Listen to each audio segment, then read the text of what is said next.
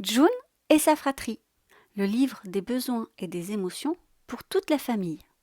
Texte d'Élodie Crépel et illustration de Sévanie. Depuis que ma petite sœur Roxane est arrivée, les choses ont changé à la maison. Maman et papa sont fatigués et ils ont moins de temps pour jouer avec moi. Roxane est un bébé et comme tous les bébés, elle communique souvent en pleurant. Elle pleure quand elle a faim, quand elle a froid, quand elle a mal au ventre ou aux dents, ou parce qu'elle a besoin d'un câlin. Mais moi, je trouve qu'elle pleure beaucoup et qu'elle fait beaucoup de bruit. En plus, je ne peux plus jouer avec mes parents comme avant. Il est hors de question pour moi de lui prêter en plus mes jouets. Mais voilà, elle en a décidé autrement. Elle aime les toucher et même les mâchouiller. Alors quand je la vois avec mon petit train, je ressens une grande colère.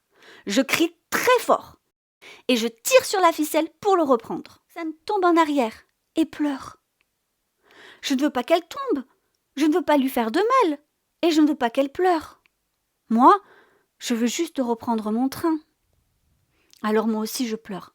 J'ai très envie qu'elle comprenne que je suis triste, trop triste. J'aime plus mon train que Roxane et je ne veux pas le lui prêter. Elle nous prend dans les bras toutes les deux et nous dit tout bas qu'elle nous aime très très fort.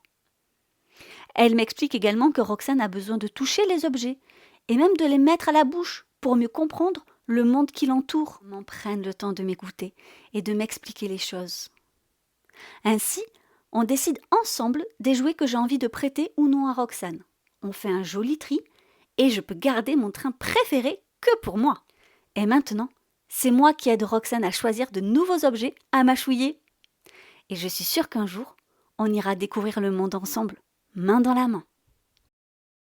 Une tour impressionnante. J'adore regarder mon frère Isaac jouer avec ses jeux de construction, avec ses grandes tours et ses immenses ponts.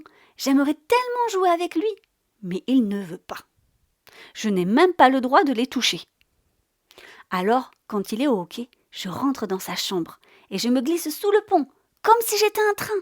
C'est tellement drôle. Et puis je vois la grande tour. Elle est si haute, si impressionnante, que je me demande ce qu'il pourrait se passer si je la faisais tomber. J'hésite. Et je fonce droit dessus. Elle se casse dans un grand bruit. C'est vraiment spectaculaire. J'adore ça. Mais derrière moi, il y a Isaac. Et il est vraiment très en colère. Alors on se dispute très fort. Moi non plus, je ne suis pas contente. Mais ça, il ne veut pas le comprendre. Papa arrive et nous demande de nous expliquer calmement. Mais Isaac est trop en colère pour être calme. Et puis le bruit réveille Roxane, et maman aussi est énervée. On est tous remplis d'émotions très fortes et désagréables.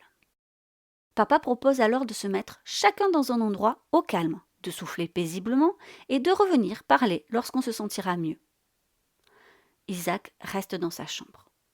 Maman repart bercer Roxane, et moi, je me blottis tout contre mon papa.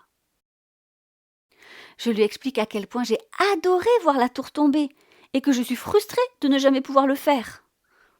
Il m'écoute, sans me juger, et puis me dit qu'il comprend, mais que je dois aussi réaliser le temps qu'Isaac a mis pour créer cette tour, et qu'il doit être triste et frustré de tout avoir à recommencer. Alors, je vais voir Isaac dans sa chambre, et je lui demande pardon. Je lui dis que je suis désolée de lui avoir fait de la peine, et que j'aimerais vraiment l'aider à reconstruire sa tour. Et c'est là qu'Isaac a une idée.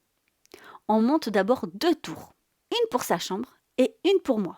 Puis il me dit « Ainsi, tu pourras la casser autant de fois que tu le souhaites. » Et c'était vraiment une idée géniale, car depuis, je m'amuse à tout démolir.